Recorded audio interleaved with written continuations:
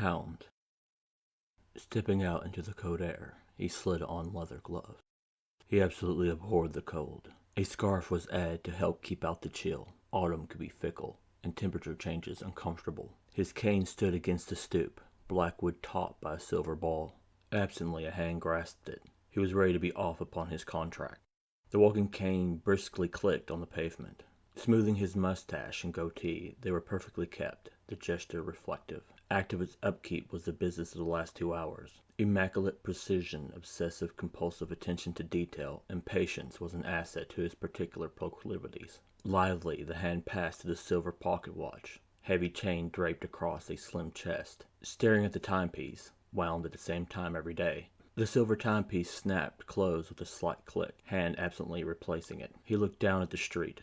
Nightfall had come, throwing all into darkness. The night was the coldest of the year. His breath hung in the air. Street lamps cast dingy orange light, islands of illumination amidst Stygian night. A brute stood at the phone booth, his intended destination. The big man hunched over, clutching the receiver. Anger cramped apish features. The brute scowled angrily at whoever was at the other end. Directionless hate of the world, baseless nature of it bewildered him, unable to understand why he was angry. Blood darkened his jeans and leather jacket, evidence of an earlier altercation. The man, engrossed in a deep rage, was unaware of the well-dressed man. "Woman, when I get home, you're going to get more act right." The promise was growled through stained teeth. A quick double tap interrupted his aimless fury. However, it was quickly lashed upon strangers.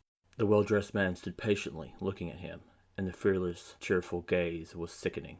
Upper class usually stay clear of men like him. Power and money did not matter to such brutes. Eyes flickering away momentarily, the gentleman straightened the vermilion tie and cleared his throat to punctuate the need to converse. Even this act of civility angered him. "Excuse me," he could not wait any longer. "I have a call that cannot wait." His mind focused on things to unfold and didn't really register the man, or the mounting, irrational fury upon the pitiless features. Things promised to get interesting. The world was very thought-provoking, if you knew where to look. Eyeing the gentleman, he spit, "I'm going to finish this call. Then I will shove that stick up the backside of your expensive suit." The brute sneered at the obviously expensive apparel. The well-dressed man looked at the cane, the look considering. Crass words were annoying, stupid rage more so. Why did interaction almost always degenerate into bluster, puffed chest, and bravado? Fools are best left to their foolishness, he told himself. The thought, however, brought a smile to his face. "Mr. Grubb, I'm afraid that this can't wait," he finally retorted, seeing a willingness to inflict pain.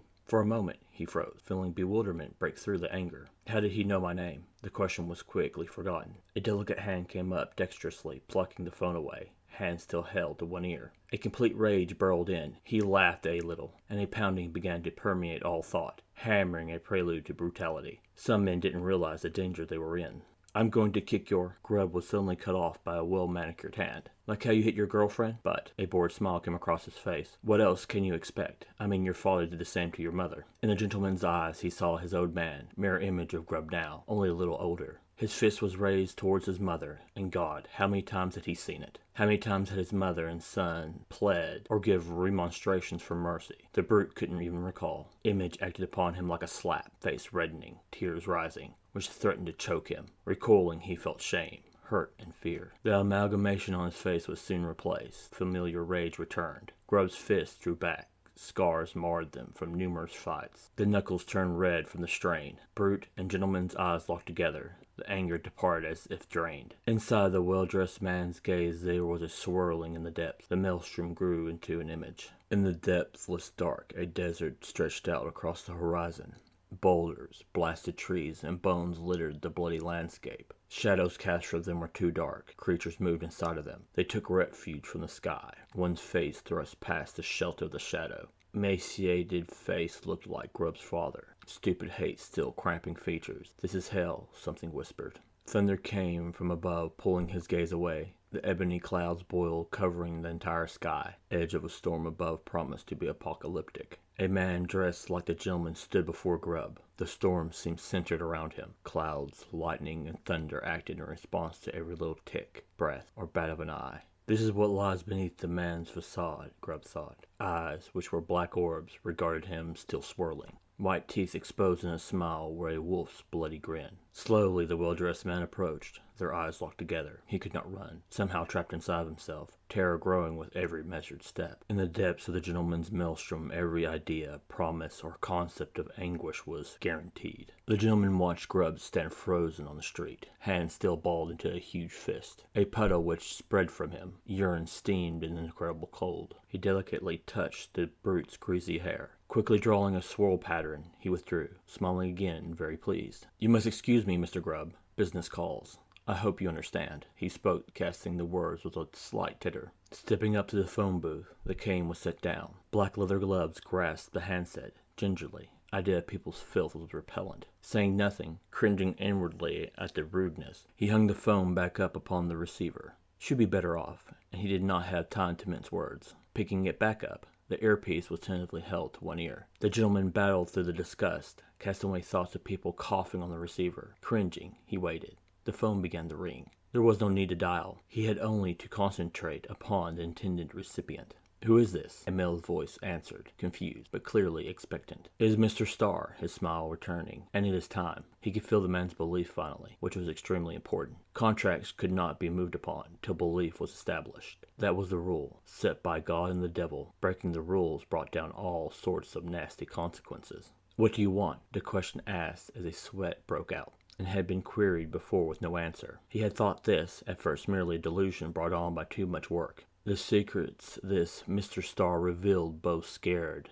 and exhilarated, although they always had a hint of laughter and threat. "Well, you, Mr. Bryant, I want you, of course." Starr spoke as if this should have been self-evident. "All things come to those who wait. I have been patient." Mirth and menace crept into his voice, and a species of cruel joy. "Try and get me," he growled, cold sweat breaking out all over his toned body. The fear betrayed him. Threat turned into a child's flippancy. "Please, Joshua, call me Charles. From this point on, I think we should be on first-name basis." The gentleman was on the verge of a titter, but managed to control his delight. There was no response to this, but only silence. Both listened intently. Joshua's nerve breaking, the phone was slammed down hard. Stretching back in the bed, hands raked through blonde, bouncy curls. Was he going mad? Blue eyes searched the dark above as if an answer was there. Twice he had seen a male figure in it. Part of him expected to see it there. Sleep took him, napping briefly without dreams, thankfully, and he soon awoke, rubbing his eyes. He had a girl, Evangeline, coming, looking at the clock, seeing an hour remained.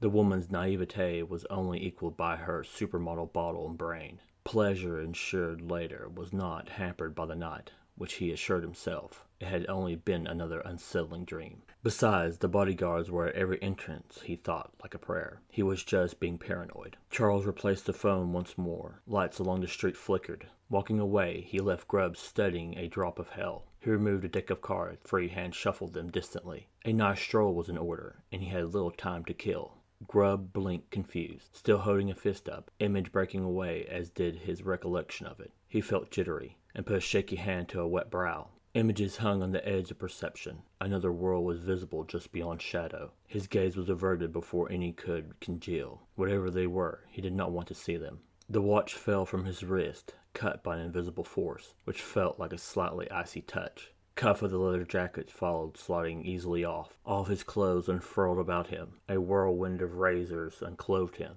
yet none so much as grazed flesh. The sense of sickness deepened. Grubb's head began to split and pound, the sensation like great devils striking an equally grand bell, although this was soon replaced by an itch. Tentatively, he touched what ran down his face. "What is this?" He looked at the dark garnet on scarred hands. Skin came off him in a spiral ribbon. The tornado of razors had finally found flesh. Soon naked of skin, the bottoms of his feet felt sticky. Stumbling down the street, he felt cold. But the same question repeated. "What is this?"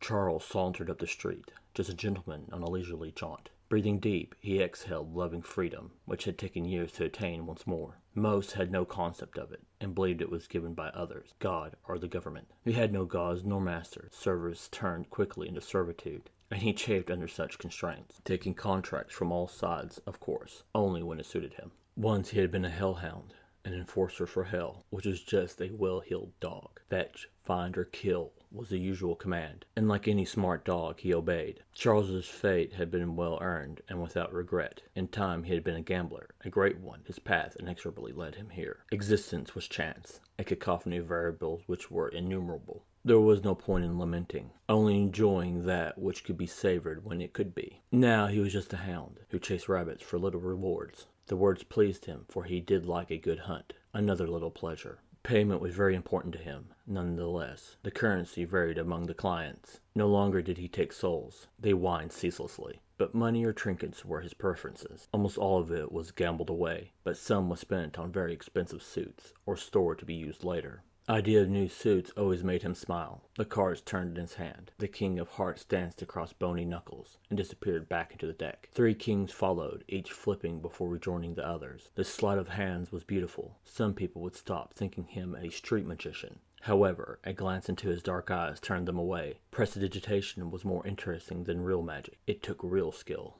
Through the streets the Hound walked, half in the world and seeing the unseen. If people could only see what he did, then they would know the vileness of truth. The world of flesh was just lies, betrayal, and death covered in blood, which threatened to drown all in the mindlessness of its unremarkable banality. This did not disturb him in the least. In fact, it was splendid and hilarious. The world of spirit revealed what lay underneath all the appealing words and pretty faces. An avaricious businessman, well-dressed, well-mannered. What money hid was exposed there. Charles had seen eyes bulged in greed, desire for more never to be sated. People had grand ideas, ambitions, ends, which he scoffed at openly, even in life, as foolishness. The real hilarity of this was that it never ended. Never. In hell they plotted using threats, guile, or lies. In heaven they were fondly servile, completing tasks to obtain credit for them. Honestly, he could not figure out which was worse. Denizens of either fought to get to the top. Once there, all didn't even get to enjoy the view. Existence became maintaining position, endless chess matches, which one day each lost. Charles liked games. In fact, he loved them. However, some were just tiresome and trite. He preferred cards and the hunts. They made sense to him. They did not take decades to see in fruition. The newest little rabbit he pursued for nearly 6 years. Joshua had just got under his skin. The arrogance of the man much like an angel or devil. The gambler thought him both, a repulsive mixture of 2 warring factions. Fumbling the cards, he sighed, breath hanging in the air like a small cloud. Obsessively, he opened the silver pocket watch again. The jaunt across the night had nearly made him late. Punctuality was very important to him. Clicking the timepiece closed. Vaguely it was replaced. He fished a key out, needing to expedite his walk. Looking briefly around, he saw an old shop, which was closed like a lot of local businesses. Formerly a hole-in-the-wall liquor store. It did not host even an empty cola bottle. He slid the key into its lock, twisting. Door opened, but not to the interior. Pushing lightly, he stepped in, closing the distance to the rabbit. Thrill of the hunt filled him, and each was a gamble. The door closed behind him. Sound of the lock re-engaging was nearly silent. A guard stood by the front gates, shuffling a little, trying to stay warm. The job had turned out to be easy. Just another paranoid rich man. Some people imagine threats everywhere. They rotated every hour, which broke the monotony. However, the only person he had seen tonight was Evangeline. She was beautiful like the others, but there were so many. They were always new, yet the same. Joshua had a certain type. Shuffling again, he tried to stay warm, and thoughts of the parade of women broke the boredom. Across the street, a door opened, a man emerging, and stepped out onto the grass. Nothing was across in the open field, except an old broken-down truck which he had emerged from. Blinking, he tried to dispel this phantom. The well-dressed man remained a reality, and he tried shaking his head in negation. Eyes moving past the gentleman, he saw something even odder. The door to the truck's interior opened onto a street. Street lights, orange illumination peeking through. Strange view was cut off as the door slammed abruptly shut. Charles strode up to the guard, the man's hand coming up automatically. "Sir, you cannot come in," he spoke in a polite, but authoritative tone. He hated it, feeling too much like an automaton. "He is expecting me," he replied confidently. "Joshua Bryant hired you to keep me out, Mr. Boyer." An easy smile played across his lips, and dark eyes locked into the guard. There was nothing menacing about the well-dressed man except the eyes. They began to swirl. "How?" the guard asked automatically. He felt panic, the reasoning escaping him, but the sense of danger did not. Thought was cast aside. Hand went to the pistol. They had been told to expect someone, but he thought it would be a disgruntled husband, not a well-groomed gentleman. "That is not necessary." The cane came up quickly, resting on Boyer's wrist. The smile did not hold a hint of fear. The threatening gaze, however, was palpable. "Surely we can converse in a civil manner," Charles added, staring into the other's eyes. The guard stared into the swirling eyes that became a maelstrom. Part of Boyer thought the man a fool, being so cavalier. Reflexes, honed in the army, made the hand move, and he was a crack shot. Amazingly, however, he relaxed, the threat of death making instinct scream to kill, but still he stayed his hand. "What do you want?" he implored, feeling sick. A game, wager, just a simple bet. A laugh played through the word. Call it whatever will ease you. Okay, he felt mesmerized, bewildered, and had a bizarre impulse to laugh, almost giggling. What is the game? Oh, you just had to guess how many jacks will be revealed. I don't understand. No need, Charles replied with a small titter. Idea of an explanation ridiculous. The gambler shuffled the deck in a beautiful display of skill, which was almost lost in his sheer speed. They were split, shuffled, and flew between hands as if birds migrating between roosts. Cards flipped, moved, and danced in delicate hands. With each movement, they became more alive, more mesmerizing. Boyer's eyes flicked back and forth, eyes growing heavy, sleepy. He grew disoriented, muttering 3.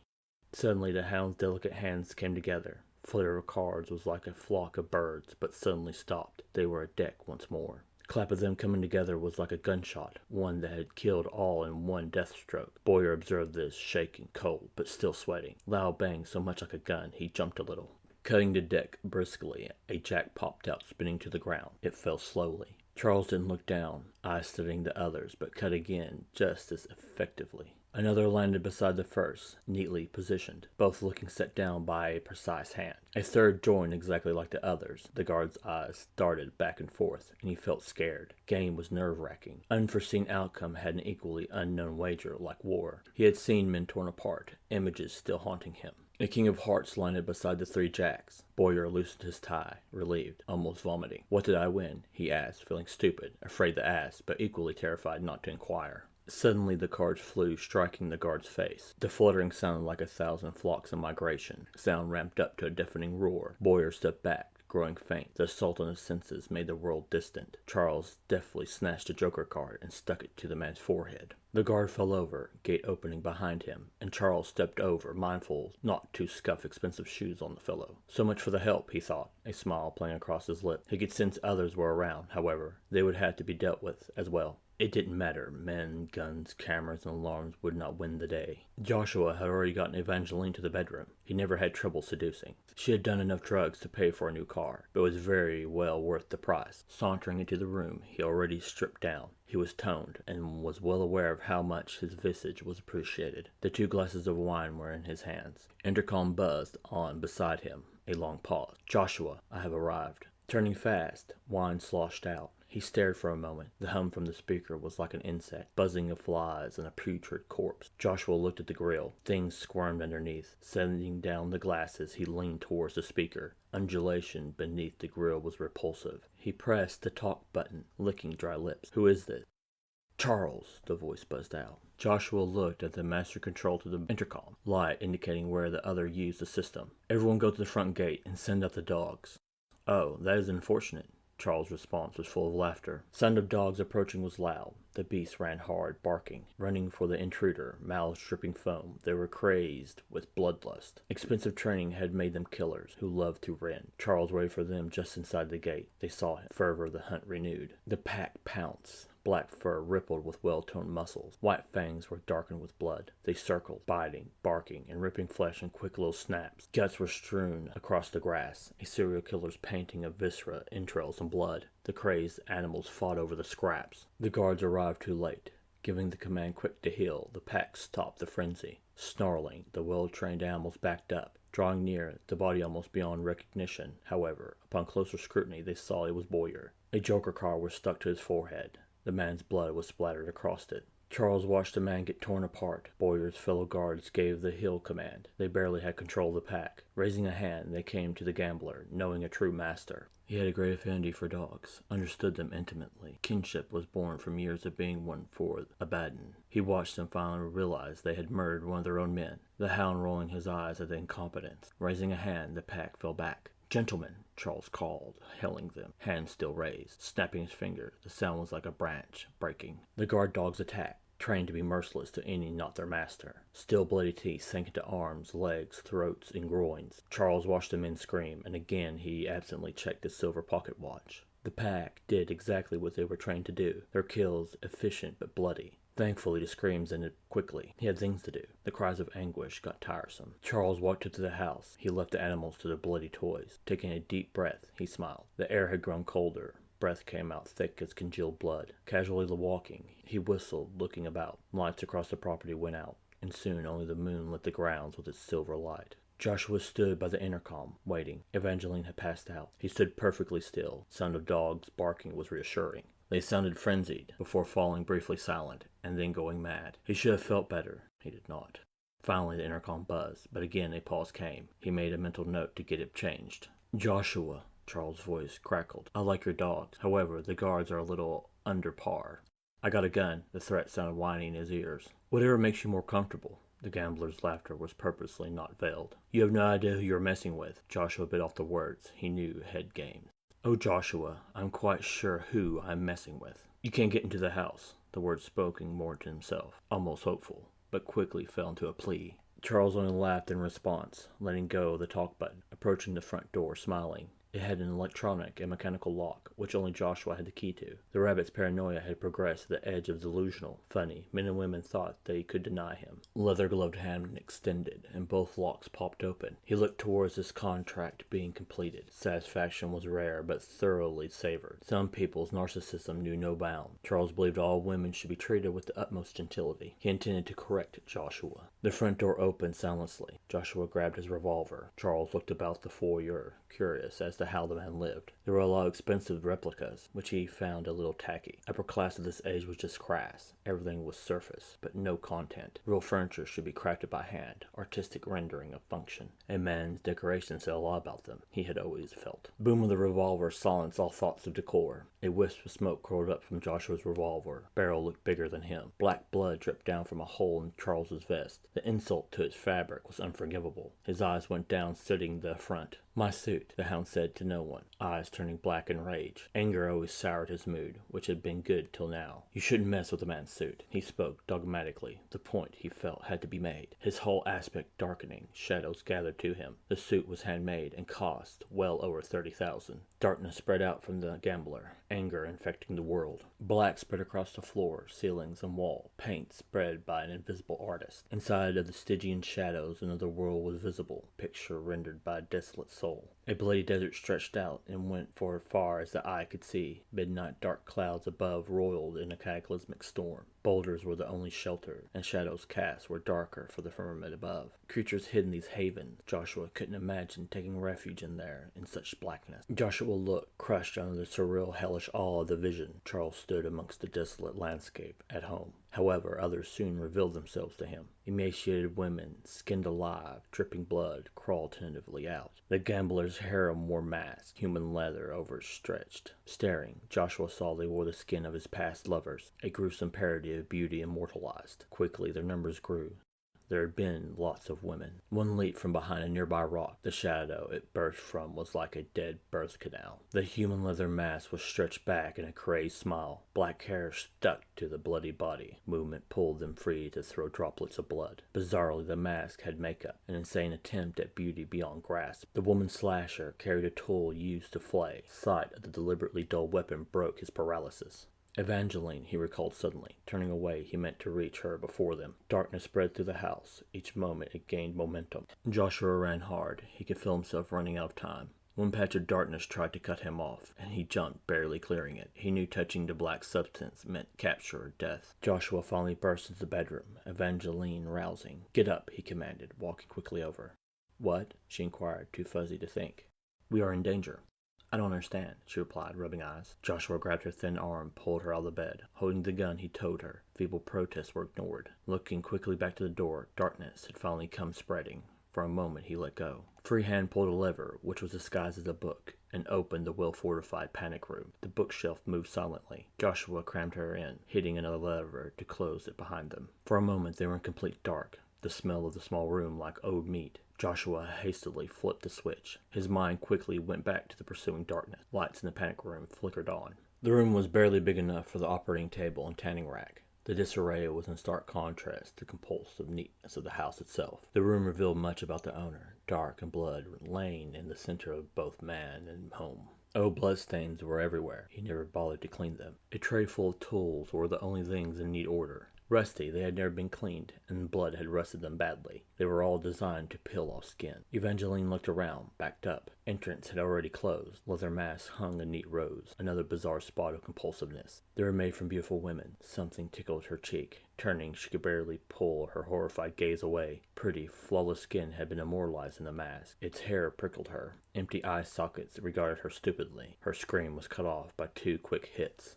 She awoke on the gurney, light above flickering, but still blinding. Evangeline couldn't move, and the fog of her mind kept her recollection at bay. Joshua's angelic face loomed above, a beatific saint in beautiful thought. He held a knife, his face abruptly contorted, becoming voracious, avid to sate inner demonic lust for pain, blood, and unspoiled beauty. She screamed, blubbering out a plea or prayer. Joshua wished he had time. He always liked to explain the purpose of this ritual. His mother had explained it so well. It was important to immortalize beauty before time could take it away. She had killed herself, but not before making a request, and he had kept the promise. Only a boy, he still knew how to use a knife. He still had his mother's mask. Sometimes he would wear it to feel close to her when he was sad or hurt. Finally, Joshua, I have found you. Sorry to interrupt. Charles stepped through the darkness which consumed the walls. Raising the knife again, he looked at the gambler's eyes. Their eyes locked together. His arm lowered. Knife dropped. Charles smiled, nodding in appreciation. What do you want? Joshua screamed, crying as a hand grasped his mother's leather mask. He needed its comfort. You, I want you. The gambler's smile widened. Hand removed an odd little key. Looking around the room, he added, I had to find you, make sure. But you had to believe in me first. I have something that belongs to you. Oh, Joshua licked his lips confused. His eyes went to the odd silver key. Charles placed it in his sweaty palm, careful not to touch it, even in gloves. Along the key's shaft, hooks adorned it, each ended in vicious little barbs. This wouldn't open anything, Joshua thought, disappointed. His gaze was pulled towards the back of the bookshelf. Ghost hooks dug into them, painfully insistent. A doorknob had appeared, its keyhole shaped like the bizarre silver key. Joshua slid it in as if in a dream. The sudden thrust, oddly sensual, and tumblers moved in the well-oiled precision. Dreamily, the lock opened without the slightest protest, brisk click barely audible. The bookshelf swung open instead of sliding. A room like this one lay beyond, and had masculine masks, somehow familiar to him. A woman stood on the other side, his gaze immediately going to her. Slender frame was covered in a conservative suit, much like his mother's favorite. Turning, he saw she wore a white mask, an empty canvas which anything could be created upon. Stepping inside, he forgot about Evangeline and Charles. Not so much as a goodbye, the gambler sighed. The room led to the lair of another devil, which had her predilections and victims. Charles could not imagine having to spend eternity in erotic repose with one's mother. Idea of hell specific to Joshua. He would be torn apart forever while his mother leers. Disgusting, yet every creature earns its place in the hereafter. Sex, torture, and anguish. The ode pit trifecta for the damned had claimed another. Athalia had mastered the art of torment, and she had agreed to pay Starr handsomely. The gambler did not enjoy the idea, but the hunt was over, rabbit caught, and the payment would be in his bank account. Help me, Evangeline cried, sobbing. Please, madam, don't cry. I absolutely deplore a woman's tears. She immediately stopped, and he smiled. Do you like card tricks? She shrugged, confused and still a little scared, but still watched him begin to shuffle. Darkness spread across the room and the entire property. Evangeline didn't notice this, but only watched the hypnotic card, which fluttered beautifully like birds. They danced beautifully. Obscuring her vision, she considered snatching at one. The thought naughty. Soothing sound made her feel heavy. Vision transitioned neatly into dream. Evangeline awoke upon Joshua's lavish bed, alone. He must have left, she thought, a little disappointed. Groggy, too good of a time last night. She had lost it all in the fog. She had the craziest dream about birds that had turned into a nightmare. A red, desolate desert of a blood-red lay under a black and rolling sky. The worst was the boulders. Shadows cast by them seemed to watch her and hate. Sitting up, she shook off the dream, and a card fell from her chest. A joker.